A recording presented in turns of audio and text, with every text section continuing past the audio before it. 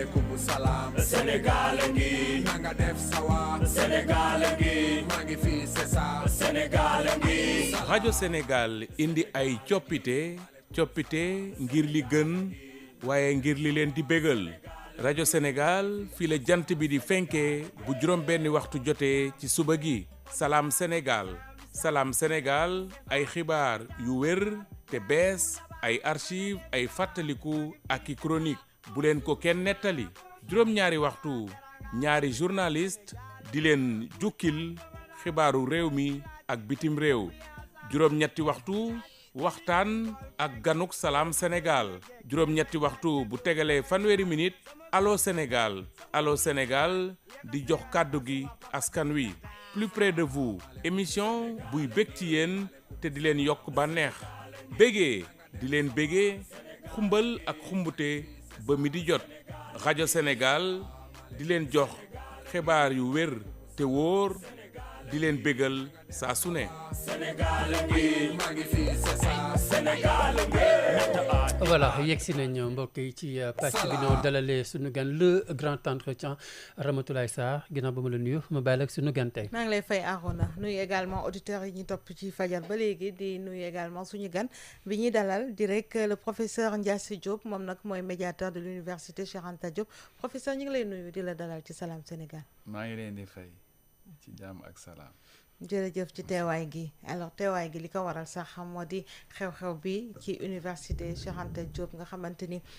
dafa mujjee sax jur tiis ci gone yi nga xamante ni ay laajum bourse lañ fa nekk woon ak rappel yi nga xamante ni daal ñi ngi ko doon seq waxtaan ak ñi nga xamante ni ñoo di kilifa yi ñu bëggoon déjà situation bi nga xamante ni moo nekk foofu xam yow sa gis-gis ak sa jàngat lan la ci lu ñu mel. waaw nga may ma bala may commencer émission bi ak yéen ma jaale famille yu Abdoulaye bi gaañu Abdoulaye Ba di ko jaale waa université recteur bi di ko jaale doyen faculté de médecine di ko jaale communauté universitaire bi yëpp ak communauté nationale aw naqar la aw tiis la waaye nag yàlla na yàlla def kooku yàlla xarel ko àjjana te loolu ñu fexe ba fànq lépp lu nga xam ne mën naa indeeti lu mel noonu léegi nag ci situation université bi mën nañ ni affaire bi mi ngi commencé ci jamono ji nga xamee ni ay étudiants yu nekk faculté de sciences nekkoon master 1 ñoo laajoon ñu fay leen rappeeru weer yi nga xam ne nii moom lañ yaakaar ne amee lan nañ leen ko ndax dañoo aman inscription tardive alors loolee ba nga xamee ni ni am na ba ñun ñu constaté ko ñu bari dañoo seetul loola fu mu jóge ndax loola am na fu mu jóge loo gis rek boo ko bëggee faj boo bëggee faj jàngoro da ngay fexe xam lan moo waral jàngoro ji loolee lu ko sooxeel tey jii te nga xam ne nii moo tax gouvernement bi ministre de l'enseignement supérieur ak étudiants yi nekk ci sànnente li ñuy wax bal mooy dafa am étudiants yu nga xam ni ba ñuy inscrire daanaka ak bi nga xamee ni la ñu ñaanoon pour ñëw master daanaka mat na juróom benn weer te loolu yëpp mën naa ne li ko waral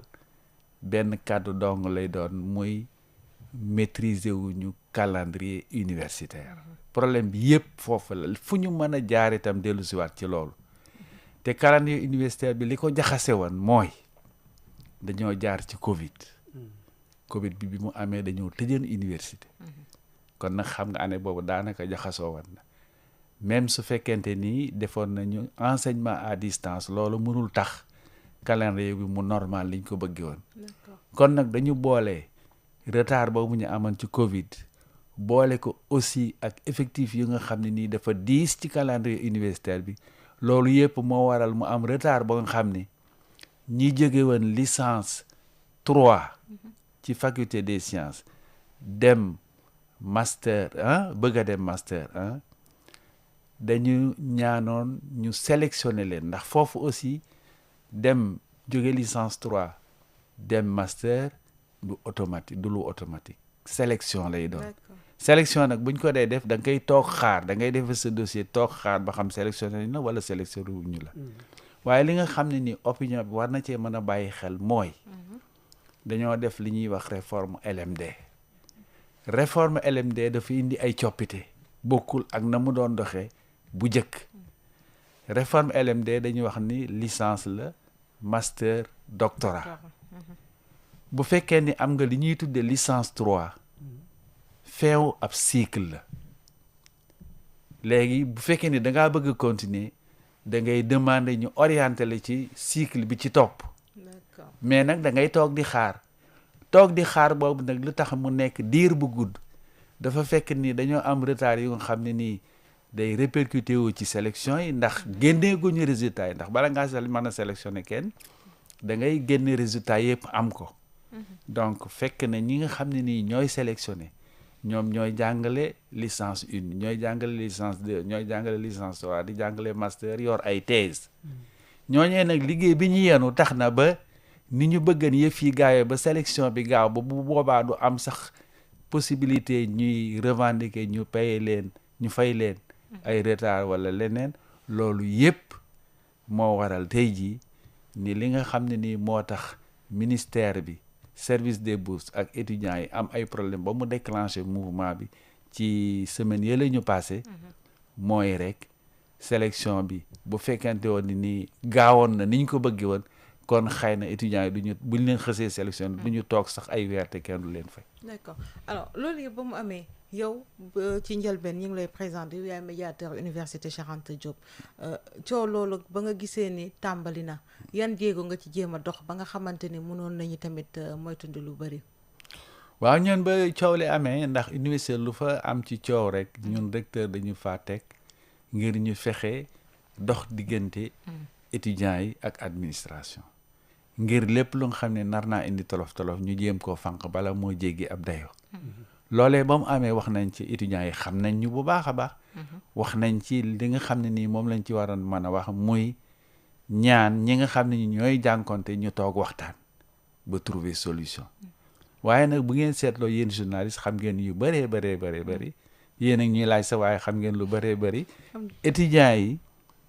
dañoo commencé fa nga xam ne ni yaakaar naa ni foofu ma war a nekk mujjantal ba bi nga xamee ne loolu am na ñoom ministre lañ njëkk a dajeel bi ñu dajee ak ministre nee nañu dañu déggoon daal kàddu yoo nga xam ne nii dalul seen xel ci la ñu waajee préparé wu ndax ñun xëy na mën naa am xeebu ñu sax waaye yaakaar nañ ni comme affaire bourse la ñun mënuñu koo régler recteur bi tam fayul ay bourse recteur bi dafa nekk pour gérer université waaye fayul ay bourse direction des bourses rattachée au ministère de l'enseignement supérieur mooy fay ay bourse recteur bi li muy def mooy wax ay service am ñu préparer document yi nga xam ne nii concerne na étudiants yu jàll te war a mën a laaj seen bourse document yooyu lay yónni service des bourses leneen li ci des recteur munu ci lu dul bu fekkente ni yeex na mu jéem a wax ministre bi ñu soññee fii ba étudiants yi bañ fee mën a te toog di ñaxtu loolee nag mooy situation bi nga xam ne nii moom la rectorat am ci responsabilité mooy yónnee documents yi te yónnee nañu documents yi nga xam ne moo war a mën a tax ñu fay léegi nag bi mu eggee ca direction des bourses ni man du ma fay weer yu nga xam ne nii ki ma koy laaj inscrire ragul woon ñu ne nag réforme LMD dafa am li ñuy wax esprit loi bi ak lettre loi bi lettre loi bi mooy bu fekkente ni inscrire woo mënoo laaj bourse étudiants yi ñu jàpp ni bu fekkee ni esprit bi ci la ñu weer yëf yi même bu fekkee ni inscription bi yeex na buñ la xësee inscrire dañoo war a jàpp ni comme teeloon nañ laa inscrire fay la donc weer yi nga xam ne nii ci nga yaakaar ni am nga ci droit boo duggee master te donc dañuy jàpp ni kon ñoom weer bi nga xam ne ci la école ubbi même bu fekkee ni toog nañu diir bu yàgg te kenn sélectionné wu leen weer yooyu dañ leen ko war a fay loolu problème bi yëpp foofu la ma yaakaar ni nag bu fekkee ni dañu appliquer lettre LMD wala ñu appliquer esprit LMD loolu yëpp li ko mën a fànq mooy toog jàkkaarloo waxtaan étudiants yi waxtaan ak ministre bi képp ku nga xam ne nii bokk nga ci système bi soo ci mënee wax sa wax ju rafet nga wax ci sa wax ju rafet ba ministère ak étudiants yi jubloo ndax ñoom ñëpp ministère bi buñ ko créé c'est parce que dañoo war a jàngal ay étudiants dañoo créer université étudiants yi itam bu ñu créer université ñoom li ñu war a jiital ci ni moo leen fi indi mooy jàng njàng moomu nag ñoom it dañ ni bu fekkente ni boolewuñ ji lu ñu leen jàppale ngir ñu mën a am fu ñuy fanaan am lu ñuy lekk am lu ñuy mën a jënd ay livres dañ leen a war a mën a fay bourse. mais tey yaa ngi koy wax est-ce que tey calendrier universitaire boobu nekkul tamit problème ba nga xamante ni peut-être buñ ko joyanti woon lii yëpp tamit du ci xew. mooy loolu madame bu fekkente woon nii joyanti woon nañ ko. waaw kon xëy na peut-être duñu agsi fii mais calendrier universitaire bi ni mu demee ak effectif étudiants yi ñu jor calendrier bi attanu ko calendrier universitaire attanu ko parce que université Cheikh Anta Diop dafa jàngonteeg li ñuy wax massification il y a près de 80,000 étudiants. mais ñi ngi naan fi mu nekk nii sax étudiants yi doyagul de bu ñu basé woo ci li da Célestin wax ñi ngi xaar étudiants yi war nañu mot ci lu 100,000 étudiants aussi war na mën na fa nekk bu fekkee dañoo tënku ci UNESCO. waaw bu ñu tënkoo ci UNESCO loola bu fekkente ni bëgg nañoo doxale loolu dafa war a fekk ñu am jumtukaay yi nga xam ne nii mën nañoo may ñun ñu gérer loolu loolu lañu amul. ok infrastructure bi gouvernement yi fi nga xam ni yëpp jaar nañ fi def nañu ay effort wax dëgg yàlla def nañu ay effort def nañu ay abri provisoire transformé ko en abri presque en tout cas je n'ose pas dire bëgguma wax ni définitif mais def nañ fi yoo nga xam ne nii ay jéego la waaye daa doyul te léegi ma fàttali leen ne li tax effectif yi bari mooy léegi ministère mooy orienté man mii nekk naa chef de département bu njëkk faculté yi ñoo doon orienté étudiants yi da nga daan ñëw def sa demande ñoom ñu xool sa demande ak capacité bi nga xam ne mën nañ koo gérer ñu soog laa mën a jël loola nag ba mu amee élèves yi nga xam ne dañoo jógewoon lycée ñëw université dañ ni il faut ñu orienter leen université mu daal nekk coow lu nga xam ne bu ko gouvernement bëggee fànq dañu nañ jël ñëpp. kon yow loolu gis nga ni bokk na ci lu indi tamit problème. waaw loolu ci li indi problème bi la parce que moo indi massification. bu fekkente woon ni kii jàngale da nga ko ni yow ñaata nga mën a jàngal mën la nangam laa mën a jàngal nga ni ko kon loolu lañ lay jox ci orientation bu boobaa coow du am ndax ki engagé wu ni man mën naa leen a jàngal boo ko nee jox naa la nombre bi nga bëgg wax dëgg yàlla daa war a def liggéeyam léegi nag pour wax la yéen service bi ngeen yor yéen communication ngeen yor ñun tam communication la yor a jàngale lañ yor waaye bu fekkente ni tey jii da nga ma doon interviewé ci sama bureau boo xoolee li nekk ci sama kaw table enseignant bi nga xam ne nii moo war a daje ak ay nattangoom ci assemblée département pour sélectionner étudiants yi jóge licence 3 bëgg a dem master 1 moom jamono ji ñu koy laaj ni ko régler problème mu licence 3 ndax ñoom dañoo war a dem master 1 ñii ñu sélectionné amul jotu corriger ndax dina jàngale L1 dina jàngale L2 dina jàngale L3 dina jàngale ba master nga jox ko loolu yëpp jox ko nag ay 2000 3000 wala 4000 copies ni ko na nga ko corriger ci diir bu gàtt ñu def assemblée pour def délibération ci diir bu gàtt attanu ko robot sax attanu loolu kon foofu tamit da ngay souligner déficit d'enseignants yi déficit am na déficit enseignant léegi nag xëy na autorités yi mënuñu ni mën nañoo joxe poste yi ñuy bëgg yëpp nag xëy na peut-être du sous-secteur enseignement supérieur rek moo fi nekk ministère am na yeneen ministère xëy na peut-être ñoom dañu jàpp ni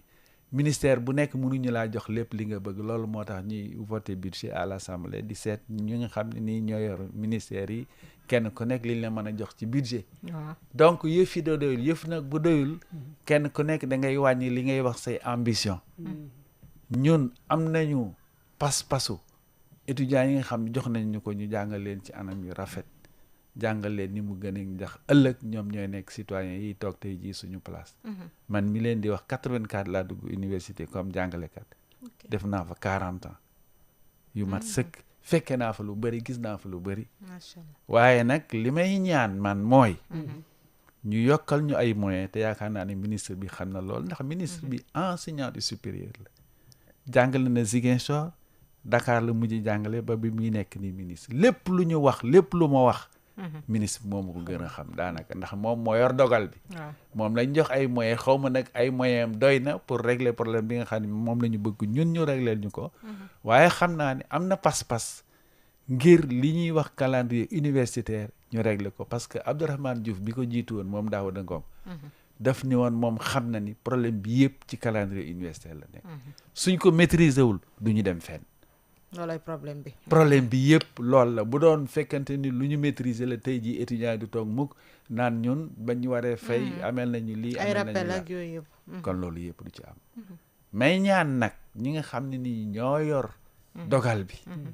muy autorité de tutelle ñu fexe ba dolli ay man-man ay moyens ñi nga xam ne nii ñoo yore njàngale bi moo xam enseignants yi la moo xam personnel administratif technique et de service képp ku nga xam ne nii bokk nga ci acteur université ñu fexe ba mettre la ci condition yi nga xam ni la nga xam ne moom lañ la sas ci liggéey di nga ko mën a def ñun loolu la ñu bëgg te yaakaar nañ ni ministre kenn du ko soññ ci loolu xëy na nag lu bëri boo fekkente ni nii bëgg nga koo régler te ñaari nit di ci jànkaandoo wala ñaari groupe étudiants yi ak ministère bi dara mënul régler problème bi lu dul toog waxtaan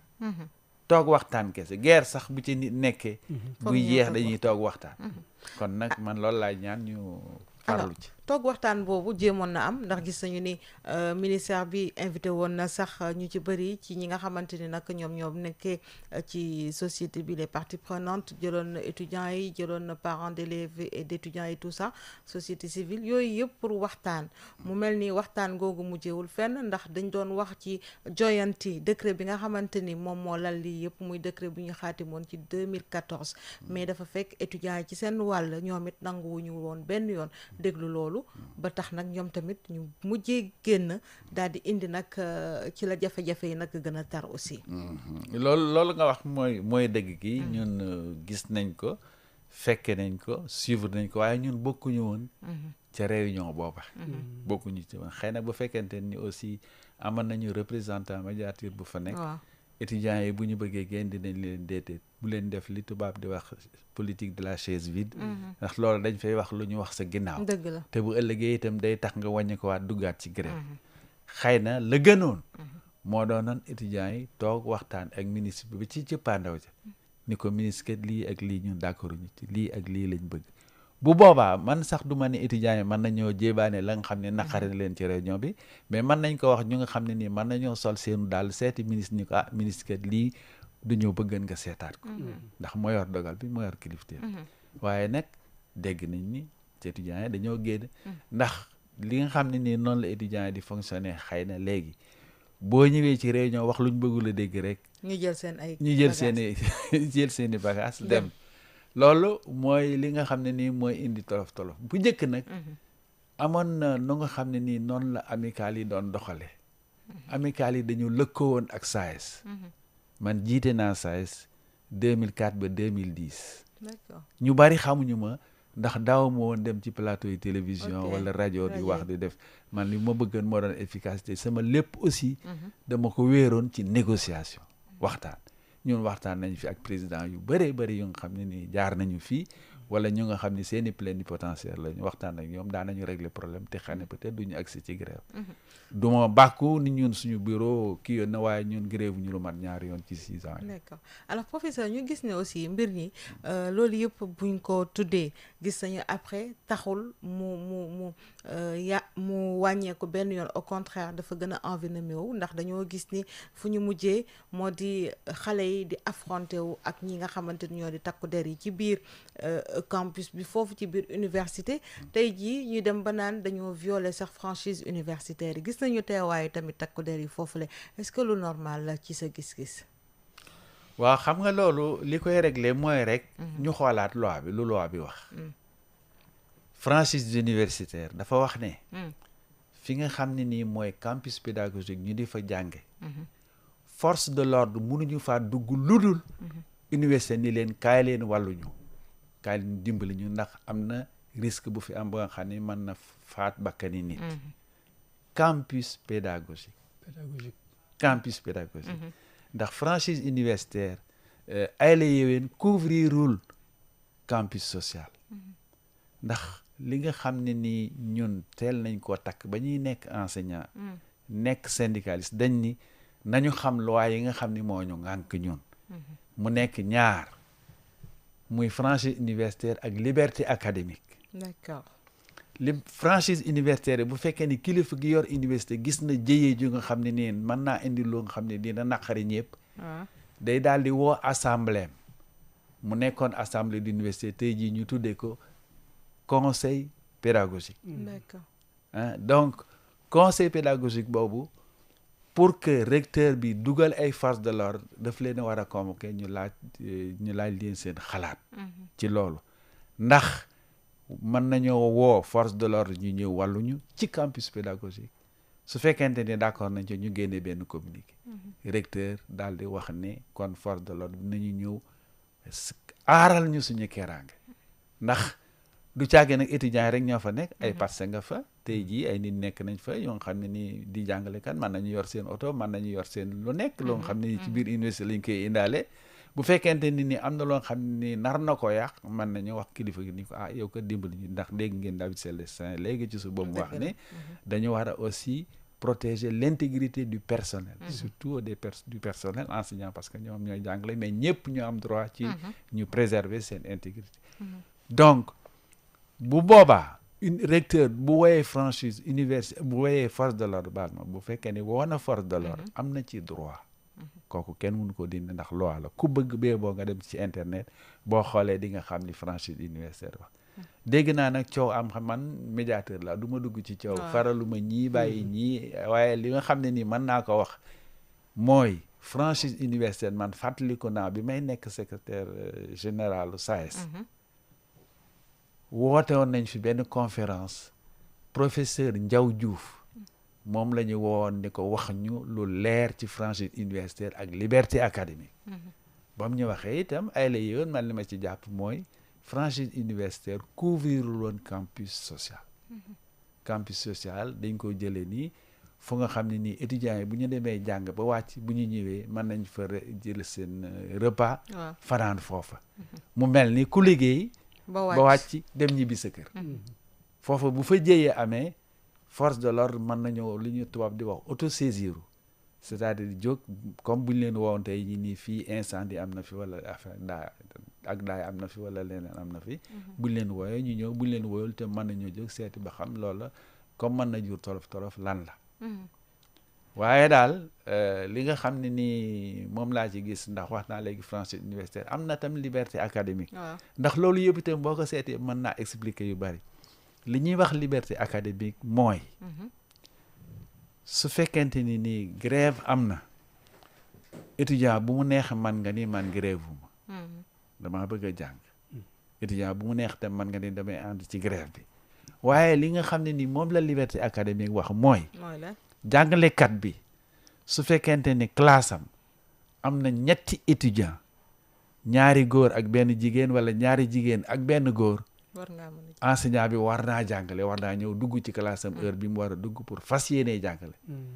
waaye ñu gis ni loola bu fekkente ni nii am na itam ñi nga xam ne ñooy grévistes mën na ñu ñëw sànni xeer ci salle bi bu boobaa jàngalekat bi mënatula toog ci salle bi du nekk ci sécurité day génn donc loolu yëpp bu doon lu nga xam ne ni ka waxoon ni nul n'est censé ignorer la loi war na tax kenn ku nekk boo nekkee ci am entité wala institution bu mel ne UCAD nga xam li nga xam ne nii moom la ñu war a sàmmoonteel ngir kenn ku nekk place bi nga ci am nga toog ci tranquillité alors professeur dañu gis tamit ay mesures yoo xamante ni kilifa yi foofu jël nañ ko lu ci mel ni tëj restaurant yi tey ji sax ñi ngi wax tëj nañu également campus bi ba nga xamante ni xale yi ñoom ñëpp jël nañu seen ay bagages ñi nga xamante ni amuñu fu ñu nekk fii pour delluwaat fa ñu jógee mesures yooyu tamit est-ce que gisoo ni ay mesures yu xaw a yu sévère la ndax bu ñu waxee ni restaurant fi nga xamante ni xale yi fa la ñu war a mën a añee wala mën faa lekk ak yooyu yëpp ñu tëj ko est-ce que du ay mesures tamit yoo xam ne sévère na wala waaw mesure yoo xam ne nii mënuma ko commenter ndax nekkuma direction cours ba xam lan moo tax ñu fexe ba génne étudiants yi foofa seen journée sans ticket yi ñu wax waaw léegi xam nga li ko indi mooy journée sans ticket yi waaw ticket bi itam ay la yéwén ki nga xam ne nii mooy dem di jënd di toggal étudiants yi kenn mayu ko daa jël budget jëndi ko la nga xam ne nii moo doonoon li gënoon bu fekkente woon ni nii problème bi réglé woon na ba léegi problème mu journée sans ticket du am maanaam étudiants yi la ñu war a am ñu am ko COUD joxe ay repas ñoom ñu fay ko loolu kon du indi problème waaye direction du COUD dañuy jàpp ni bu fekkente ni étudiant bi nee na dinaa dikk dugg lekk te du ma fay ñu ni loolu mënul continuer lu tax ñoom ñu tëj ko bu ngeen fàttali ko li fi xewoon ci Covid tëjoon nañu université université bi yëpp la ñu tëjoon Covid bee lu ko waral Covid bee taxoon ndax dañ ni Covid bi bu fekkente ni nii nit ñaa ngi fi nekk bare fi mën nañu wàllante mën naa jur jëye donc ñi ñuy mébét ñoom lépp lu mën a jur jëye bu naree ñëw ci campus bi dañuy wax étudiants yi nañu dellu seen kër ndax foofu moo ëpp keeraange yaakaar naa nag man li ma gis ci li ñu wax une mesure exceptionnelle de fermeture du campus loolu boo liiree tubaab dëgg ba jëli ko mooy daanaka amuñu woon meneen pexe mudul fexe ba jëyee ji nga xam ne ni commencé woon nañ ko gis mu bañ a am mu law waaw kay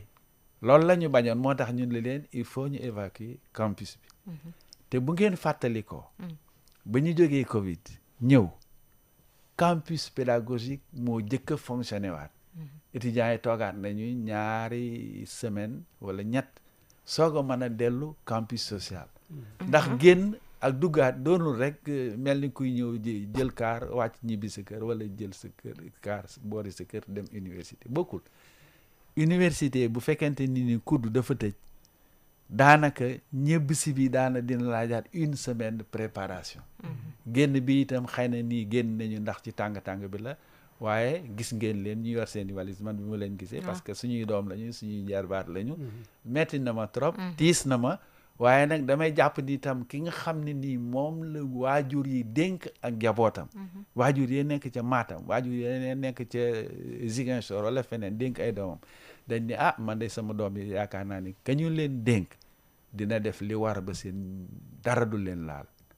bu boobaa nag ki nga xam ni moom la ñu leen dénk mu gis ni jëyaa ngi te jëyee jooju mën na gën a metti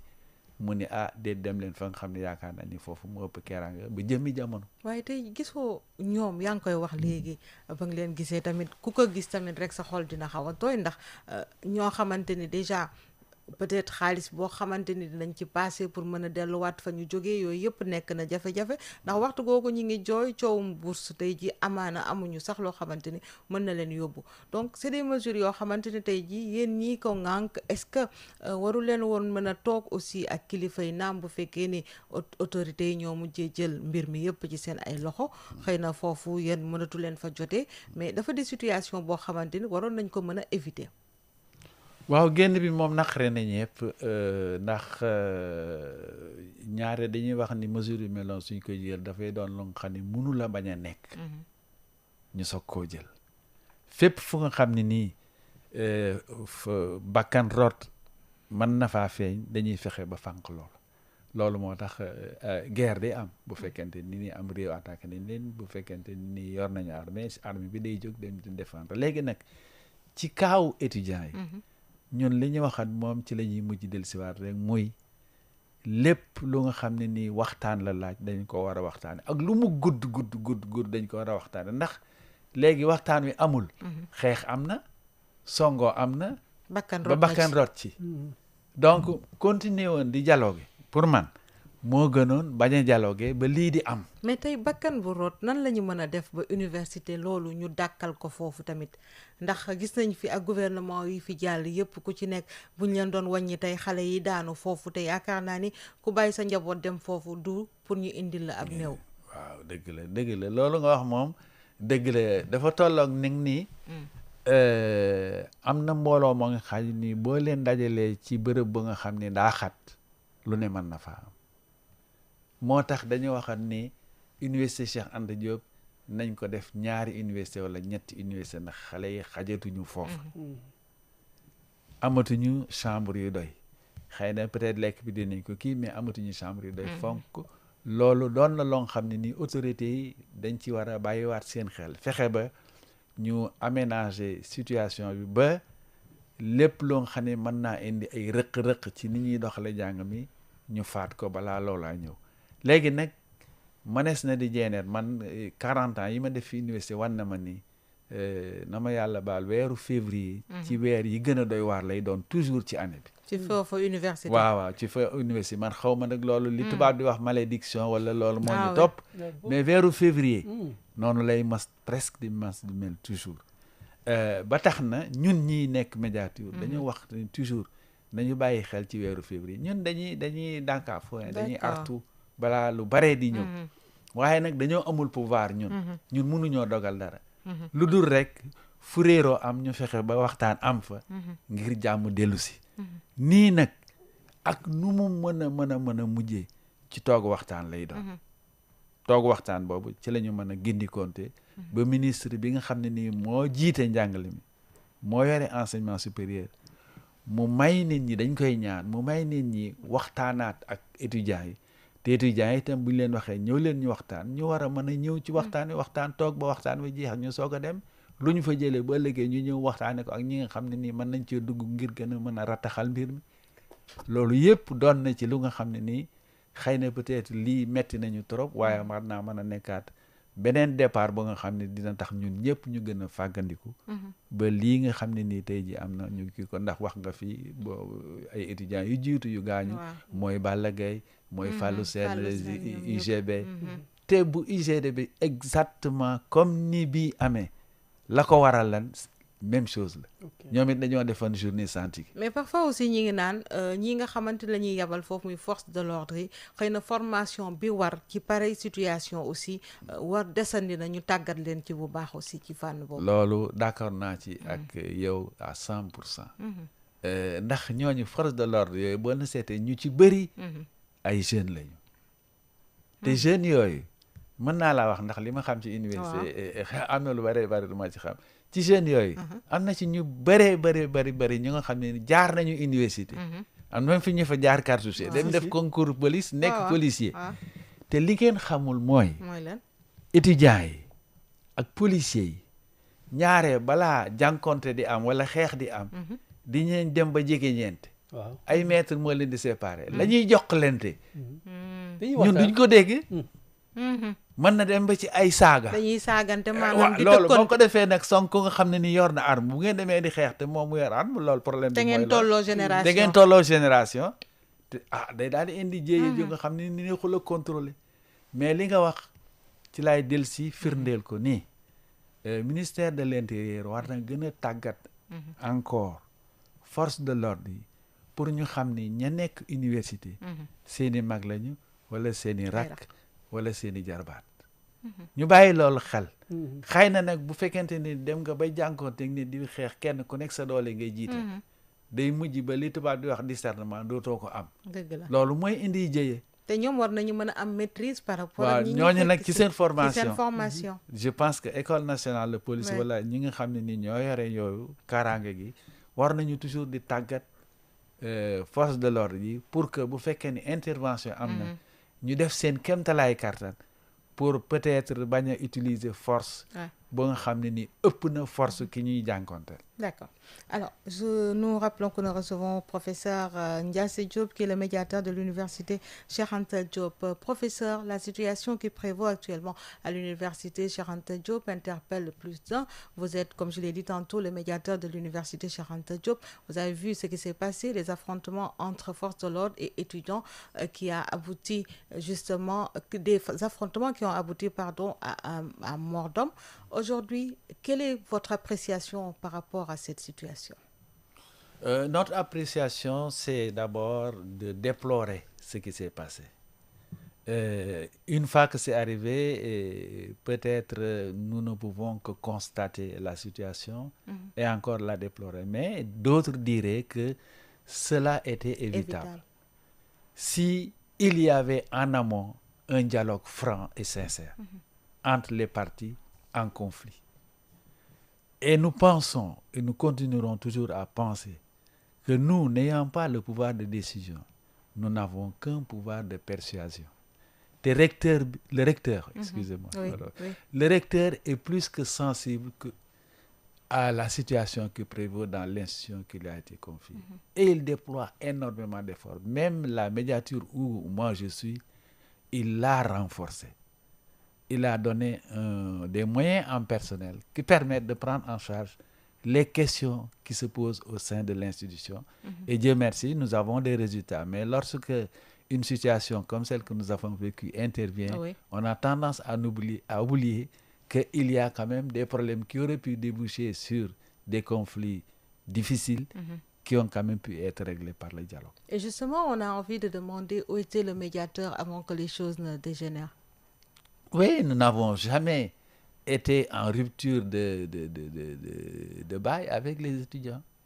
Nous sommes toujours avec eux, nous discutons avec eux. Mais compte tenu de la situation, ce qu'eux, ils pensaient, c'est que d'abord, nous n'avons pas de pouvoir de décision. On ne peut que finalement sensibiliser les autorités qui ont en charge le paiement des bourses des étudiants. Et comme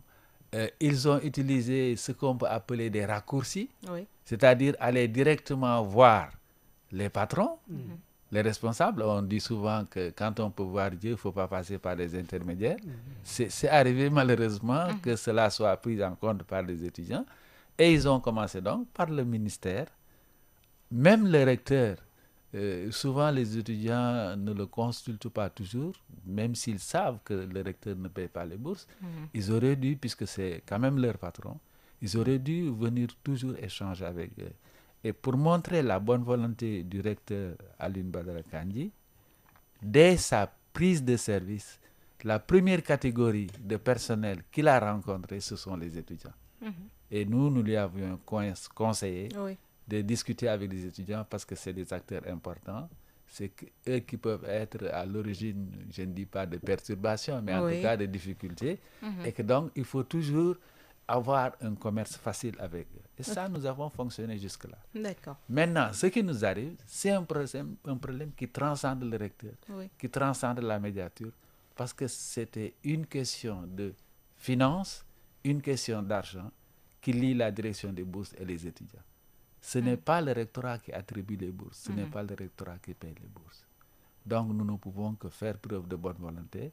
pour que des choses regrettables comme celles que nous avons vécues ne se reproduisent plus. Et si on s'en tient à vos propos, le Nogordien demeure justement ce calendrier universitaire qui n'est pas stable du tout. Tout le problème est là. J'ose dire que tout ce qui nous vaut aujourd'hui cette situation part de la non-maîtrise ou du manque de maîtrise du calendrier universitaire.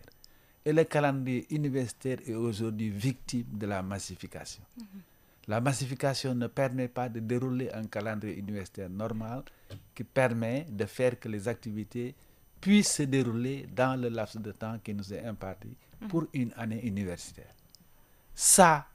des problèmes subsisteront tant que nous ne maîtriserons pas correctement le calendrier universitaire. Et le calendrier universitaire renferme énormément de choses. Oui. Parce qu'il y a les enseignements qu'il faut dérouler dans des salles qui puissent contenir les étudiants que nous avons. Dérouler des cours, les évaluer, donner les résultats et ensuite passer aux autres étapes. Ça, si on veut faire ça dans une année courte ou raccourcie par des grèves, ça peut être des grèves d'étudiants, ça peut même être des grèves d'enseignants, mais le problème c'est que les enseignants sont plus outillés que les autres composants de l'institution parce que eux, quand ils vont en grève,